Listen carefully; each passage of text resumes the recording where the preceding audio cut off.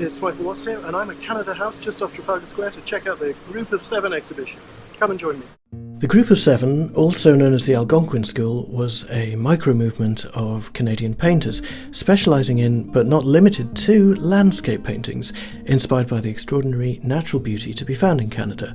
The group lasted from around 1920 to 1933. I first encountered the work of the Group of Seven in my early 20s on a visit to Ontario, where I was lucky enough to be taken to see an exhibition in a local museum, and I've loved the bold lines and extraordinary use of colour typical of the school ever since. So you can imagine my excitement when I first heard of the Group of Seven guitar project, which aimed to pay tribute to the work of these extraordinary painters through the work of many of my favourite guitar builders, who comprised their own Group of Seven of luthiery talent, which had Jean L'Arivée's workshop at its epicentre. What a wonderful idea! The news that this exhibition of guitars was coming to London pretty much made my year. This group work was commissioned by the McMichael Canadian Art Collection. The artists celebrated are Arthur Lismer, Franklin Carmichael, James Edward Harvey MacDonald, Frederick Hosman Varley, Lawren S. Harris, Alexander Young Jackson, and the first artist we're going to look at now, Frank Johnston.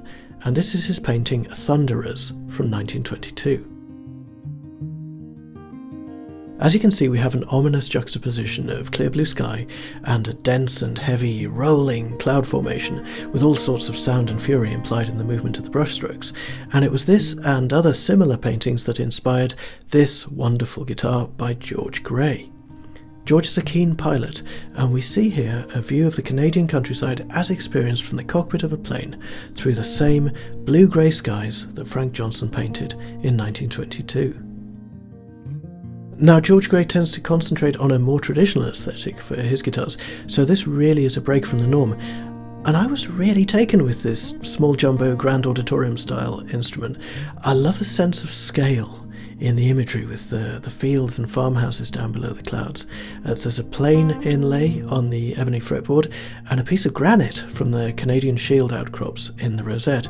The neck, bindings and portrait plaque on the headstock are made from a cherry tree which grew on Frank Johnston's old property in Wybridge, Ontario, so a real tangible link to the artist's life and work there. There's also a cheeky LR Baggs anthem, so you can plug it in. Next up, let's look at this extraordinary piece, Canadian Jungle by Arthur Lismer.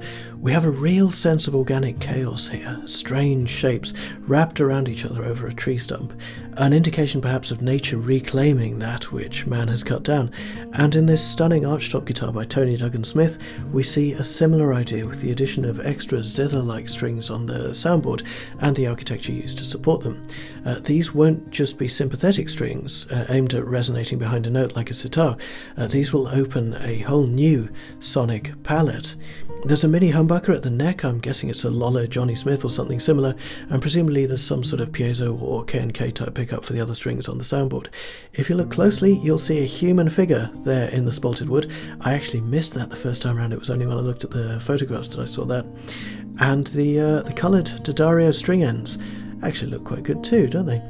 What I first thought was a hollow headstock is actually a spoon from Tony Duggan-Smith's time at the Nova Scotia School of Art and Design, where Arthur Lismer was a professor many years before. Now, I love the way that this guitar hints at the chaotic movement often found in Lismer's paintings. There's an economy of style, though, that I really admire. It's a sophisticated piece of work, and it really draws you in. Next up, we have one of my favourite landscape paintings, a Northern Silver Mine by Franklin Carmichael. Just take a moment to enjoy the stunning palette of colour at play here. Now, Carmichael's work informed the inspiration for this guitar by David Wren. I have made no secret of my love of David Wren's work over the years. I find his sense of line to be extremely elegant, and this instrument, which was designed from scratch as a new asymmetrical body shape, is exactly the sort of thing I mean. David Wren used pyrography for the image on the stunning bear claw top of this guitar. I'm assuming it's Sitka spruce with that kind of marking on it. There's a graceful fretboard inlay picked out in autumnal colours of bronze and gold, and the headstock is a classic David Wren design. This next painting is Logs on the Gatineau River by J.E.H. MacDonald. Presumably it was painted with a palette knife, but some of the strokes here are so bold they could even have been done with the fingers. This is bordering on impressionism here, and I love the sense of movement as well as the colour palette. It makes you wonder if any of those logs sank to the bottom of the river for future generations of luthiers to make into glorious guitars. MacDonald's work inspired this lovely nylon string guitar by Sergei De Jonge. Apparently the De Jonge Guitars workshop is very close to where MacDonald used to paint.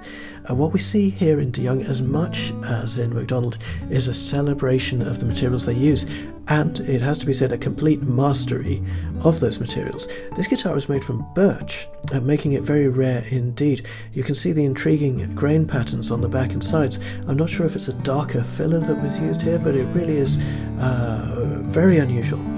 It should be noted that Sergei De Jonge, much like MacDonald, is as renowned for his teaching as he is for his artistry. The De Jonge workshop is an absolute hotbed of lutherie talent. Taking the established colour palette even further is this piece by F.H. Varley, Early Morning, Sphinx, Mountain, which is rightly regarded as one of the most important and groundbreaking studies of colour in landscape painting in the world. And who better to interpret the work of F.H. Varley than William Grit Laskin, a man who has made many of the most important and groundbreaking steps in the field of modern guitar lutherie.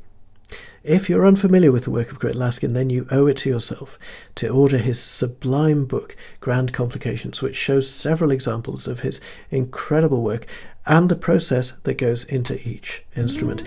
Here we see a nylon string guitar with the extensive fretboard and headstock inlays typical of a Laskin instrument. We also see writing on the soundboard which harks back to Woody Guthrie's "This machine kills fascists."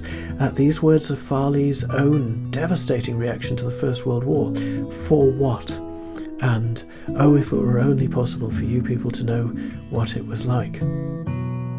Laskin, like Farley before him, is a master of figurative art and portraiture, just on a slightly different canvas. On the fretboard we see a self-portrait of the luthier holding a Farley painting, which belongs to a member of the Laskin family, which Grit learnt about while working on this commission. What a beautiful thing to include.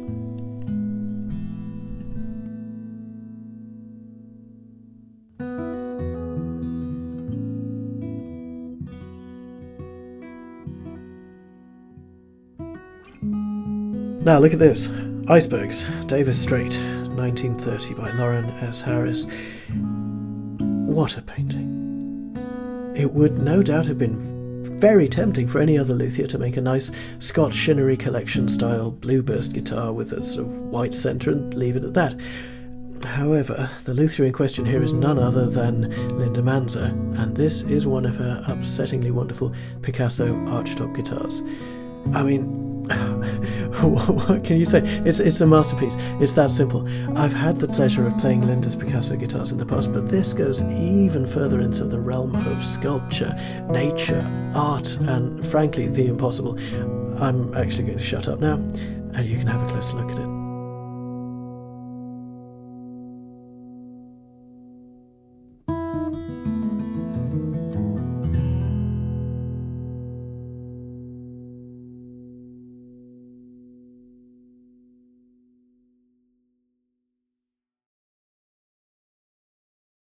A.Y. Jackson's The Red Maple takes us back into the minutiae of nature, with this delicate study of a maple sapling next to a rushing brook. There are echoes of Van Gogh here in this painting, and I love the contrast between the serenity of the leaves and the tumbling energy of the white water.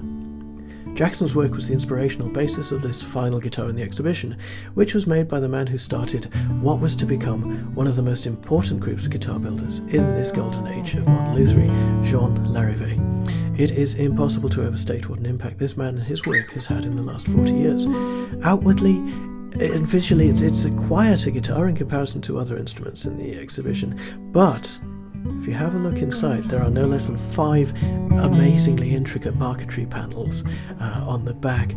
I'm not going to show you what they are, I don't want to spoil the surprise. You can, however, see Jackson's delicate maple leaves, the symbol of Canada, on the fretboard of the instrument, and it's a fitting close to a superb exhibition. So there we have it, 7 extraordinary instruments by 7 incredible guitar making talents to celebrate 7 legendary painters. The commissioned work, as I see it, is a triumph, and if you do get the chance to experience it, I thoroughly recommend that you do just that. There are so many tiny details to enjoy. I'm now feeling incredibly inspired, so I'm off to play my guitar. Thank you so much for watching. Until next time, stay tuned.